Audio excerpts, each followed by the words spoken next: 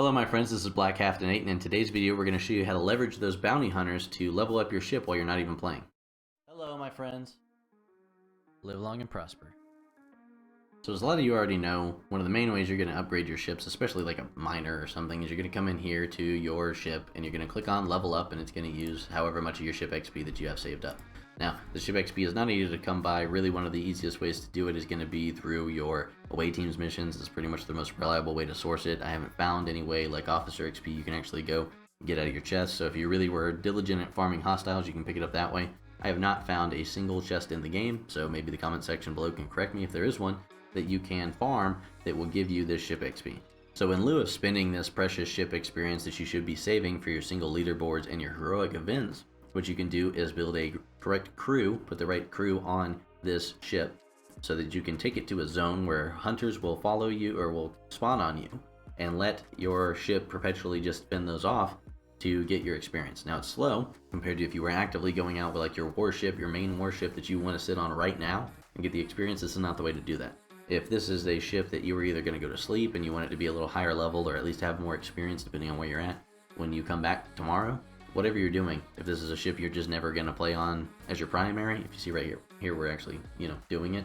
Those banners are spawning saying that we have a bounty hunter after us if we stay in this space. That's great. That's what you want to do. You want to make sure that you're doing this at the right time. So if you are going to work or whatever you're doing that you're not going to be playing the game for a while, it's a good time to do it.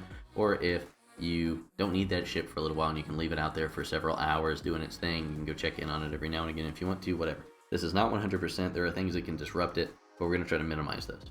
So while you're building the crew for this passive XP farming ship that you're working on here, it's very important you're going to put 𝘂𝗀 as your captain on there because it's the only way that you're going to get this captain's maneuver. 𝘂𝗀𝗶𝘁 increases ship experience by 15%. I've got 𝘂𝗀𝗶𝘁 who can help me out here because of his military training. This is rank 1 𝘂𝗀𝗶𝘁. Very, very easy to get once you are up a little bit in your reputation with the rogue and you're doing those chests. And then I've got 𝗂𝗁𝗍. 𝗂𝗁𝗍 is part of the Shakedown Cruise pack that comes around. I know of a way to get him free to play, but it was 20 bucks to get all the officers that will increase your experience whenever you got them on there, and it's fantastic for that. So I went ahead and picked that up. Battleship Trainer, 30% more on a battleship. So there's one for each one: survey, a battleship, explorer, and interceptor. A part of that package that you can get. Pretty great when it rolls around. Don't know how often it does, but if you see it and you've got the ability to, it's a really good way to make sure that your ship leveling is not awful.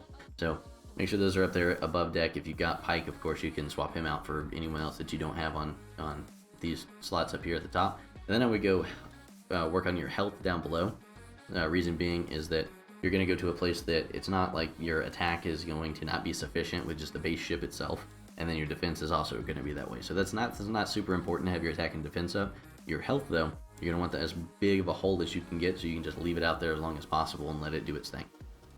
Hey, if you liked the video, do me a quick favor, set that phaser on stun, target the like button, and fire! So once you have the crew built, it's going to get you the maximum experience that you can get on your ship that you're going to do passive. You have to go find the zone that you want to go park it in. And that's going to either be one of the faction areas that you are hated in. Hopefully there should only be one. You should always be dual factioning.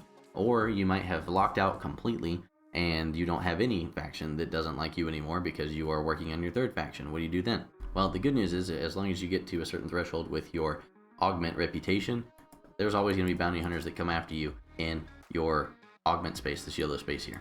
So what I end up doing is I go find a space that I can go ahead, and there's two pieces to this. You need to make sure that the bounty hunters are not so powerful that they're just going to destroy your ship really quickly. You want to be able to sit there for a while when you do it.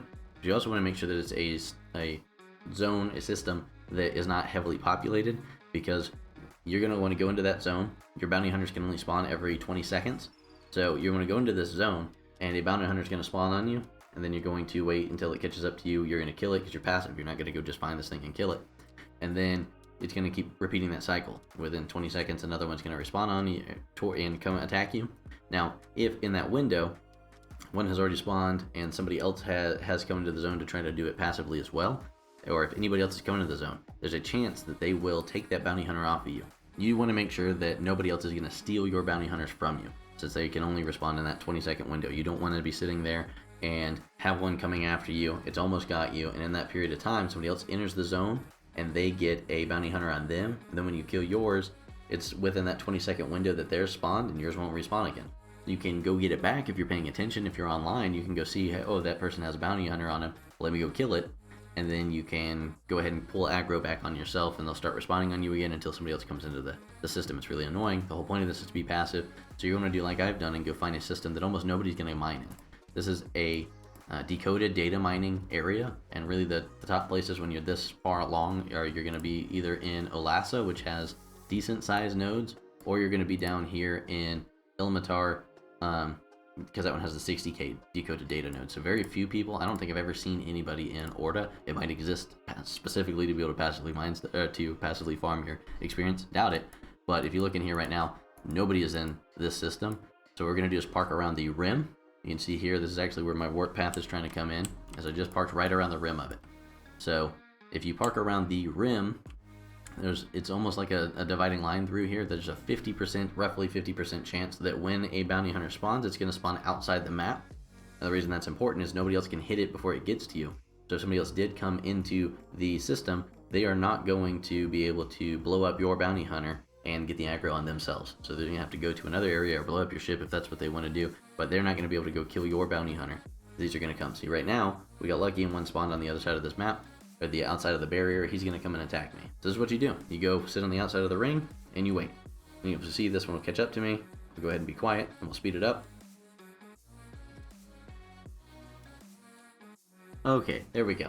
Man, that was much more miserable for me than it was for you because I sped that up. Yay for 𝗵𝗵𝘁. This is what's going to happen. You see how much experience we got there? It was 1162. So it's not going to take that many times of me doing this. It's like 36 ships, and from the beginning of level 22, I know that's not where I'm at now. It's like 11 more of these, probably less than that, 10 more of these, and I should be able to go ahead and level up. So that's why you're going to be passive. It takes forever if you just sat here and waited actively. I've got 3 more ships. I'm going to go play with those. This is what you do. Park it here. You can let it stay overnight, and whenever you get blown up and dead, you just go ahead and rebuild it in the morning. Or you can be actively playing on one of your other ships, and just when it dies, go ahead and rebuild it and send it back out here to do this all over again. This is the easy way to do it. That's all there is really to it. Quick tip on how to passively level up your ships and not go ahead and burn through all your ship XP, the stuff that you need. Thanks for watching. Live long and prosper. We will catch you next time.